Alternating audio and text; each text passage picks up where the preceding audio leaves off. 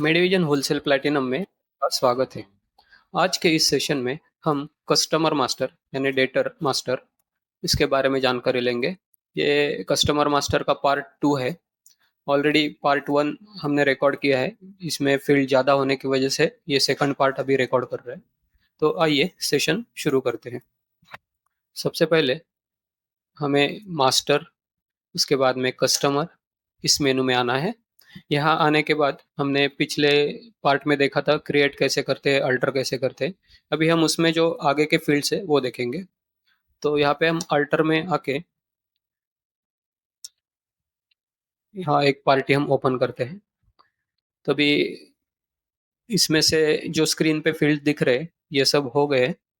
हमें ये सिर्फ एनेबल बिल वाइज स्टॉकिंग और अपडेट ओपनिंग बैलेंस ये देखना है, और जो एक्स्ट्रा इन्फो के अंदर फील्ड्स है ये देखने। तो सबसे पहले देखते हैं कि एनेबल स्टैकिंग। तो इसमें यस और नो होने से क्या होता है कि जब हम enable bill wise stacking yes करते हैं तो हम कोई भी इस पार्टी का जो ट्रांजैक्शन है, जैसे कि क्रेडिट नोट एडजस्ट करना बिल में या पेमेंट रिसीट, वो बिल वाइज कर सकते हैं। एग्जांपल के लिए हम दिखा देते हैं आपको। अभी ये जो पार्टी है, हम रिसीट में आते, यहाँ आने के बाद देखिए एग्जांपल के लिए हम राहुल मेडिकल लेते हैं। इसका 1000 रुपीज़ का रिसीट कर रहे हैं हम। तो जैसे हम अमाउंट डालेंगे तो यहाँ पे देखिए उसके पेंडिंग बिल दिखाएगा। ये किस लिए दिखा रहा है? क्योंकि राहुल मेडिकल जो है बिल वाइज ट्रैकिंग हमने यस किया है। अभी जो दूसरा पार्टी है हमारा, ये जो सतीश मेडिको है, इसका देखिए 309 बैलेंस दिख रहा है हमें। तो इसको हम 309 लिखेंगे तो ये देखिए डायरेक्टली वो कैश और चेक के विंडो में ऑप्शन में आ गया। यहाँ पे उसने बिल कौन से पेंडिंग है वो दिखाई नहीं हमें, क्योंकि इसमें क्या है, बिल वाइज ट्रैकिंग नो है। तो ये डिफरेंस है दोनों में कि बिल वाइज ट्रैकिंग अगर हम यस करते हैं तो हमें सब ट्रांजेक्शन जो है बिल वाइज दिखते हैं, और बिल वाइज ट्रैकिंग नो रहता है तो हम सिर्फ अमाउंट एडजस्ट कर सकते हैं। तो जनरली क्या है, हमें सब में बिल वाइज ट्रैकिंग यस ही रखना है। अभी एक दूसरा कस्टमर ओपन किया है हमने। तो यहाँ पे अभी नेक्स्ट जो ऑप्शन है अपडेट ओपनिंग बैलेंसेस, तो अल्ट यू प्रेस करना है इसके लिए। तो ओपनिंग बैलेंस क्या होता है कि जब भी हम नया फाइनेंशियल ईयर क्रिएट करते हैं उस समय जो लास्ट हमारे क्लोजिंग बैलेंस रहते हैं लास्ट फाइनेंशियल ईयर के, वो कैरी फॉरवर्ड होते हैं। तो अभी हम अल्ट यू प्रेस करते हैं यहाँ पे, और यहाँ पे हमें ओपनिंग बैलेंस मैन्युअली भी डाल सकते हैं हम। लेकिन ये मैन्युअली कब डालते हैं, जब हमने नया सॉफ्टवेयर परचेस किया है और उस वक्त अगर हमारे कुछ कस्टमर्स के बैलेंसेस पेंडिंग है तो उस वक्त हम ओपनिंग बैलेंस मैन्युअली डाल सकते हैं। तो यहाँ पे देखिए हम 3000 डेबिट, मतलब हमें इससे 3000 रुपीज आने हैं, ये यहाँ पे हमने एंटर किया है। तो अभी आके हमें इसके बिल के डिटेल्स एंटर करने हैं। तो जैसे ही हम आएंगे आगे, तो यहाँ पे देखिए जो ओपनिंग बैलेंस जो है वो प्रीवियस ईयर का डेट आएगा इसको। तो ये पहले तो सबसे पहले ड्यू डेट भी हम ले लेंगे। अभी इसका 5000 रुपीज का मुझे सेल बिल एक पेंडिंग है। तो यहाँ पे देखिए ऑप्शन है कि ये 5000 रुपीज किसके अगेंस्ट आपको लेने हैं। तो ये सेल हमने किया था, इसको इसके अगेंस्ट लेने हैं। अगर आपका कोई पर्टिकुलर सेल्समैन है, इसको हम असाइन कर सकते हैं आउटस्टैंडिंग के लिए। अभी के लिए हम इसको छोड़ देते हैं। अभी ये हमने जो बाहर ओपनिंग बैलेंस लिखा था तो वो 3000 लिखा था, वो देखिए ऊपर हमें दिख रहा है। तो वो अभी 3000 हमें कैसे एडजस्ट करना है। तो ये 5000 का सेल बिल है, और ये दूसरा जो है मेरा क्रेडिट नोट पेंडिंग था इसका एक, CN123 नंबर था इसका। इसका भी ड्यू डेट है, और क्रेडिट नोट था 2000 रुपीज का। तो ये मेरा जो है वो क्रेडिट नोट है, तो इसको हम क्रेडिट नोट सिलेक्ट करेंगे। तो क्रेडिट नोट को अकाउंटिंग वाला ऑप्शन है। अगर हमें अकाउंट में लेना है तो हम यस करेंगे, अगर अकाउंट में नहीं लेना है तो नो करेंगे। अकाउंट में अगर नहीं लेते तो लेजर में दिखेगा नहीं आपको क्रेडिट नोट। इसके बाद इसको होल्ड रखना है आपको, तो होल्ड का भी ऑप्शन है यहाँ पे, यस नो। अगर इसको लेस नहीं करना है अभी फिलहाल के लिए तो हम होल्ड कर सकते हैं। इसके बाद में ये रिप्लेसमेंट वाला क्रेडिट नोट है कि नॉर्मल क्रेडिट नोट है। तो रिप्लेसमेंट वाला अगर रहेगा तो इसको यस करना है, अगर नॉर्मल रहेगा तो नो करना है। जनरली सब नॉर्मल ही रहते हैं। रिप्लेसमेंट कुछ ही जगह पे यूज होता है, ये ऑप्शन ज्यादा करके मुंबई में यूज होता है। तो इस तरीके से देखिए हमने 3000 रुपीज ओपनिंग बैलेंस लिखा था शुरू में, तो वो अभी ये नीचे देखिए टोटल बिल अमाउंट और total amount of accounting bill ये 3000 मैच हो गए। तो इसको हम ओके करके आगे जाएंगे। तो ये आपका ओपनिंग बैलेंस हो गया। जनरली जब आप नया सॉफ्टवेयर परचेज़ करते हैं और उस टाइम आपके प्रीवियस बैलेंस डालने के लिए इसका यूज़ होता है और जनरल प्रैक्टिस में इसको आने की ज़रूरत नहीं पड़ती क्योंकि जैसे ही फाइनेंशियल ईयर नया क्रिएट होता है, तो ऑटोमैटिकली प्रीवियस ईयर के क्लोजिंग बैलेंसेस कैरी फॉरवर्ड हो जाते हैं। तो अभी आगे चल के हमने ये फ़ील्ड्स सब जो है वो फर्स्ट पार्ट में देखे थे। तो अभी ये एक्स्ट्रा इन्फो वाले जो फ़ील्ड्स हैं, इसको देखते हैं। तो सबसे पहले देखिए allow sale of schedule X product. अगर हमारे पास कुछ शेड्यूल एक्स प्रोडक्ट्स है तो ये पार्टी को अगर वो सेलिंग अलाउड करना है तो इसको हमें यस करना है। तो कैसे वर्किंग होता है वो भी देख लेते हैं एक बार। अभी इसको यस किया हुआ है यहाँ पे। फिलहाल हम इसको अभी देखने के लिए इसका इफेक्ट और मैसेज कैसे आता है ये देखने के लिए हम इसको नो करते हैं। अभी हम सेल में जाएंगे और ये जो स्वामी मेडिकल है ये लेते हैं और एग्जांपल के लिए हमने सिप्लॉक्स को शेड्यूल एक्स में लिखा है अभी। तो ये देखिए sale of schedule X drug is not allowed, ये मैसेज दिखेगा आपको। अगर आपने अलाउड यस कर दिया है तो ये मैसेज नहीं आएगा। फिर से आते हैं और यहाँ पे एक्स्ट्रा इन्फो में जाने के लिए शॉर्टकट की भी है, जो ई कैरेक्टर है उसको अंडरलाइन किया है तो अल्ट ई प्रेस करेंगे तो डायरेक्टली आ जाएगा। उसके बाद में calculate scheme discount on net rate, इसका कैलकुलेशन कैसे होता है वो देखते हैं। जनरली सब लोग इसको यस ही रखते हैं क्योंकि यस रखने से क्या होता है कि डिस्काउंट जो है इसका कैलकुलेशन थोड़ा कम हो जाता है। तो ये देखते हैं पहले यस रखने के बाद। अभी के लिए पहले मास्टर कस्टमर अल्टर, इसको भी यस कर देते हैं। अभी हम जब स्वामी मेडिकल लेंगे यहाँ पे और सिप्लॉक्स 500 लेते हैं, ये देखिए इसको 9+1 स्कीम है यहाँ पे आपको दिख रहा है। जैसे हम एक क्वांटिटी सेल करेंगे इसका और यहाँ पे स्कीम डिस्काउंट को यस करेंगे तो देखिए 3.39 ये अमाउंट कैलकुलेट हुआ है। तो ये कैसे हुआ है ये हम आपको दिखाते हैं कैलकुलेटर पे। तो सबसे पहले इसका सेलिंग रेट है 33.91, करेक्ट। तो स्कीम क्या है अपना 9+1 तो इंटू 9, मतलब ये 9 क्वांटिटी से हम इसको मल्टीप्लाई करेंगे और हमें मिलना कितना है इसमें 10 क्वांटिटी, तो डिवाइड बाय 10 करेंगे। तो ये आपका नेट रेट हो गया बराबर 30 रुपए 51 पैसे या 30 रुपए 52 पैसे। तो अभी जो आपका सेलिंग रेट है 33.91, इसमें से ये माइनस करेंगे तो जो अमाउंट आएगी वो आपका रहेगा स्कीम डिस्काउंट। ये देखिए 3.39 आ गया, तो वही हमें यहाँ पे दिख रहा है। इस तरीके से इसका कैलकुलेशन होता है। और अभी दूसरा भी मेथड देख लेते हैं, कस्टमर अल्टर। इसमें अब ये calculate scheme discount on net net rate जो है इसको नो कर देते हैं। अभी कैसे कैलकुलेशन होगा, जैसे हम फिर से स्वामी मेडिकल लेंगे और फिर से वही प्रोडक्ट लेंगे तो इसमें एक क्वांटिटी और यहाँ पे देखिए स्कीम डिस्काउंट, ये देखिए 3.77 कैलकुलेट हो गए। और अभी पहले वाला जो मेथड था उसमें 3.39 हुआ था। तो अभी ये कैसे हो गया, इसके लिए भी हम कैलसी ओपन करेंगे यहाँ पे। तो इसका सीधा कैलकुलेशन है कि इसका 33.91 रेट है तो डिवाइड बाय 9 करेंगे इसको। तो ये देखिए 3.77 आ गया आपका। तो वही डिस्काउंट आपको मिला है यहाँ पे एक क्वांटिटी जब आप परचेस करेंगे। अगर आप 2 करेंगे तो मल्टीप्लिकेशन हो जाएगा, उतना डिस्काउंट बढ़ जाएगा। 3 करेंगे तो और डिस्काउंट बढ़ जाएगा। इस तरीके से आप यूज कर सकते हैं। तो आइए फिर से हम जाएंगे कस्टमर मास्टर में और यहाँ पे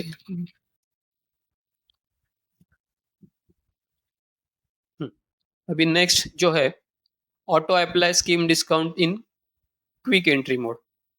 तो इसको अभी हम यस करेंगे। तो इसमें क्या होगा कि जो भी प्रोडक्ट आपका स्कीम वाला रहेगा तो उसको ऑटोमेटिकली स्कीम डिस्काउंट ले लेगा क्विक एंट्री मोड में। अभी क्विक एंट्री मोड जो है वो कैसे चलता है, यहाँ पे देखिए अभी सिप्लॉक्स लिखते हैं फिर से, यहाँ पे 5 क्वांटिटी लेते हैं।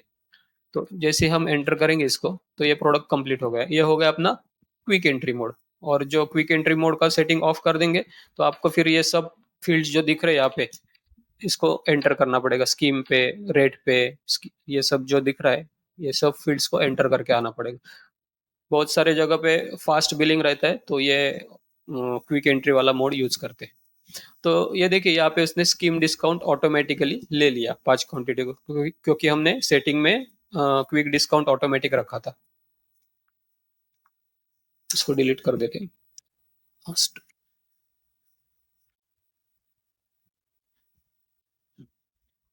इसके बाद में margin percent for calculate cell rate.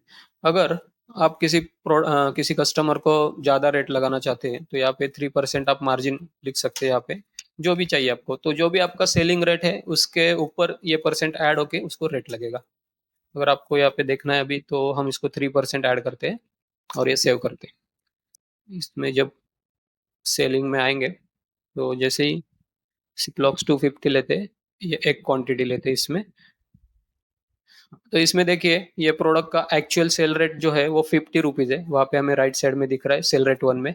लेकिन इसको जो सेलिंग रेट यहाँ पे लगा है, वो 51.50 लगा है, क्योंकि क्या है, हमने 3% रखा था, तो 50 के ऊपर 3% ऐड होके वो जो 1.50 जो अमाउंट है उसमें ऐड हो गया और 51.50 रेट लग गया इसको।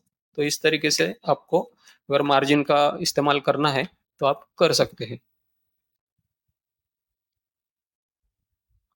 उसके बाद में यूज कैश डिस्काउंट स्लैब, ये वाला भी ऑप्शन है कि अगर आपको एफएमसीजी या कॉस्मेटिक में वर्किंग कर रहे हैं, तो वहाँ पे कैसे है कि कैश डिस्काउंट जो है स्लैब वाइज रहता है। मतलब कैसे कि अगर 500 तक बिल है तो 2%, अगर 1000 बिल हो गया तो 3%, 1000 टू 2000 3.5% डिस्काउंट। तो वो स्लैब भी आप डिफाइन कर सकते हैं। नेक्स्ट है maximum number of product in sale DC और सेल ऑर्डर वाउचर्स। ये किस लिए होता है कि कोई कोई इंस्टीट्यूट या हॉस्पिटल्स रहता है, उनको पर्टिकुलर एक बिल के अंदर 15, मतलब 15 आइटम का ही बिल चाहिए होता है, उसके बाद दूसरा बिल चाहिए, तो कंटिन्यू नहीं चाहिए बिल, क्योंकि उनके सिस्टम में जो उनका इंटरनल सिस्टम है उसमें वैसे रहता है।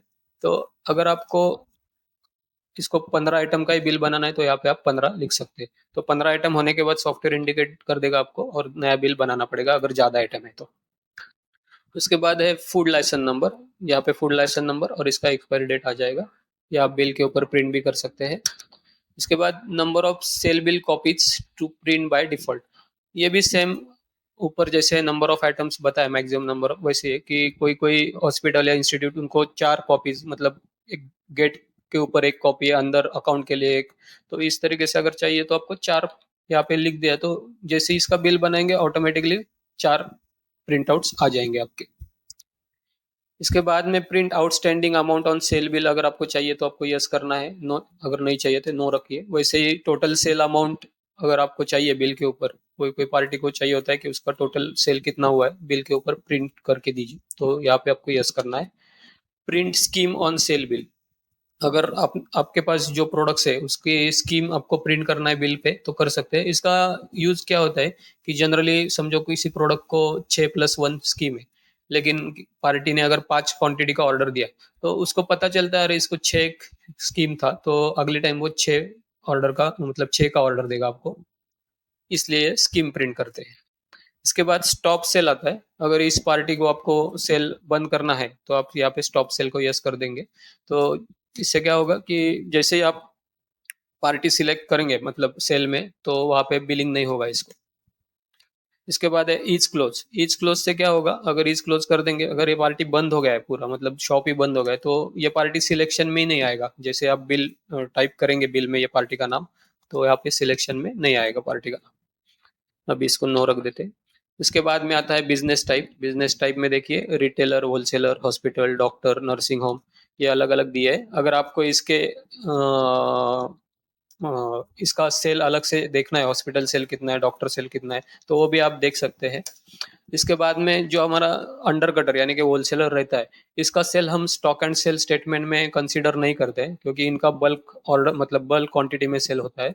अगर वो हम कंसीडर करेंगे तो हमारा ऑर्डर कंपनी से ज़्यादा निकलता है, तो अगर आपको ये कंसीडर नहीं करना है तो यहाँ पे नो रखना है। ठीक है। इसके बाद में लेजर रिपोर्ट फॉर्मेट जो आता है, इसमें 3 ऑप्शन है। अगर आपको डेली समरी चाहिए लेजर में इस पार्टी का, तो डे वाइज टोटल मिलेंगे आपको। मंथली चाहिए तो मंथ वाइज टोटल मिलेंगे। और नो समरी चाहिए तो जितने भी ट्रांजेक्शन है सब आपको दिखेंगे लेजर के अंदर। उसके बाद auto create debit note for late received bill. अगर आपको इस पार्टी को लेट पेमेंट के ऊपर डेबिट नोट लगाना है तो आप यहाँ पे यस कर सकते हैं। कितने अमाउंट मतलब इसको कितना इंटरेस्ट लगाना है वो लेट पेमेंट पे उसका भी सेटिंग है यहाँ पे। आप जब मेन मेनू में आएंगे कंट्रोल्स, इसके बाद में ब्रांच कॉन्फ़िगरेशन रिसीट्स यहाँ पे आएंगे तो ये देखिए रेट ऑफ इंटरेस्ट परसेंट यहाँ पे दिया हुआ है डेबिट नोट के लिए। जो भी है आपका 24% वगैरह आप यहाँ पे फीड करके रख सकते हैं। तो इस हिसाब से जितना भी पेमेंट लेट आया है उतने दिन के लिए उसको इंटरेस्ट लग के उसका डेबिट नोट बनेगा। वो आप नेक्स्ट सेल बिल में चाहिए तो ऐड कर सकते हैं उसमें बिल में। इसके बाद में यहाँ पे विजिट डेज है। आप इस पार्टी को कब विजिट करते हैं वो आपको यहाँ पे सिलेक्ट करना है। अगर आप वेनसडे और संडे करते हैं तो ये 2 दिन सिलेक्ट करेंगे। इसका यूज क्या होता है, जब भी आप आउटस्टैंडिंग निकलते हैं तो उस आउटस्टैंडिंग के रिपोर्ट में देखिए यहाँ पे हम जाएंगे तो यहाँ पे विजिट डेट्स का ऑप्शन है। तो जैसे आप मंडे सिलेक्ट करेंगे तो जो भी पार्टी के मास्टर में आपने मंडे को टिक करके रखा है तो उतने ही पार्टियों का आउटस्टैंडिंग आ जाएगा। तो ये आप यहाँ पे इस्तेमाल कर सकते हैं। फिर से हम आएंगे कस्टमर मास्टर में, सॉरी मास्टर कस्टमर अल्टर स्वाम। अभी यहाँ पे नेक्स्ट जो है सेल स्टेटमेंट यानी एसएडीसी पीरियड। अभी जो पार्टी मतलब जो स्टॉकिस्ट डीसी सिस्टम यूज करता है तो डीसी सिस्टम यूज करता है तब क्या करता है वो कि 7 दिन के बाद जितने भी डीसी हुए उन पार्टियों का वो बिल बना देता है, बिल कन्वर्ट हो जाता है उसमें। तो यहाँ पे आप 7 डेज या 15 डेज या 30 डेज या ऐसे डेज डिफाइन करके रख सकते हैं। और जब भी हम इसको कन्वर्जन करेंगे तो यहाँ पे ऑप्शन है कन्वर्जन में कि आपको कौन से पार्टियों के बिल कन्वर्ट करने। तो जैसे आप 7 वहाँ पे लिखेंगे तो जिस जिस पार्टी मास्टर में 7 आपने रखा है उनके सब डीसी के बिल में कन्वर्जन हो जाएगा। इसके बाद है मेथड ऑफ सेंडिंग इनवॉइसेस। जो भी बिल बनता है तो आपको मेल से भेजना है। डू नॉट सेंड मतलब नहीं जाएगा। अगर आपको मेल से भेजना है तो यहाँ पे सेंड बाय मेल कीजिए। तो जैसे ही बिल सेव करेंगे तो वहाँ पे पूछेगा आपको बिल भेजना है क्या नहीं। इसके बाद में सेंड बाय मेल ऑटोमेटिकली, इसमें क्या होगा कि मेल ऑटोमेटिक जाएगा, आपको पूछेगा नहीं। वैसे ही सेंड वाया MVDES मतलब मेडिविजन डाटा एक्सचेंज सर्वर, आप इसको सिलेक्ट करेंगे तो ये भी पूछेगा आपको। अगर आपको ऑटो भेजना है इससे तो आप send via MV data exchange server auto select कीजिए। तो जैसे बिल बनेगा ऑटोमेटिकली अपलोड हो जाएगा। तो जो चाहिए ऑप्शन आप इसमें से यूज कर सकते हैं। आगे आता है यहाँ पे देखिए शेड्यूल एक्स लाइसेंस नंबर। जैसे फुल लाइसेंस नंबर था वैसे यहाँ पे शेड्यूल एक्स लाइसेंस नंबर है। इसका एक्सपायरी डेट आप डिफाइन करके रख सकते हैं। वैसे ही कॉन्टैक्ट पर्सन नेम, ये तो एडिशनल इन्फॉर्मेशन हो गया कि ये शॉप जो है कस्टमर जो है इसमें कॉन्टैक्ट पर्सन कौन है, फार्मासिस्ट कौन है, उसका फैक्स नंबर क्या है। और यहाँ पे कस्टमर ग्रुप आप अलग अलग ग्रुप बना सकते हैं यहाँ पे। जैसे कि हमने यहाँ पे बनाया ABC कैटेगरी बनाए। जो भी टॉप वाले हैं हम A में रखते हैं, जो मिडल वाले हैं वो B में, और जो लो वाले हैं वो C में। तो इससे क्या मिलता है आपको कस्टमर ग्रुप से, एक तो आप सेल रिपोर्ट निकाल सकते हैं। इसका देखना है तो हम यहाँ पे समझो डिस्प्ले में सेल रिपोर्ट्स, इसमें जो क्राइटेरियन वाला ऑप्शन है यहाँ पे देखिए ग्रुप का ऑप्शन है। तो आप इसमें से मल्टीपल ग्रुप भी सिलेक्ट कर सकते हैं या तो सिंगल ग्रुप का सेल देख सकते हैं। इसके बाद में आउटस्टैंडिंग जो है इसमें भी आप इसका इस्तेमाल कर सकते हैं। यहाँ पे देखिए कस्टमर ग्रुप है तो आपको B ग्रुप वाले सभी कस्टमर का आउटस्टैंडिंग देखना है, A ग्रुप वाले देखना है तो आप यहाँ पे देख सकते हैं। इस तरीके से ग्रुप वाला ऑप्शन जो है वो आप यूज कर सकते हैं। अभी आगे जो है वो अप्लाई TCS का ऑप्शन है। ये देखिए अगर अप्लाई TCS नो है तो जैसे आप इसका बिल बनाएंगे, सॉरी वाउचर एंट्री, तो अभी अप्लाई TCS नो है। ये देखिए यहाँ पे नीचे जो मोबाइल नंबर दिख रहा है उसके ऊपर TCS नहीं दिख रहा है। लेकिन जैसे आप इसको यस कर देंगे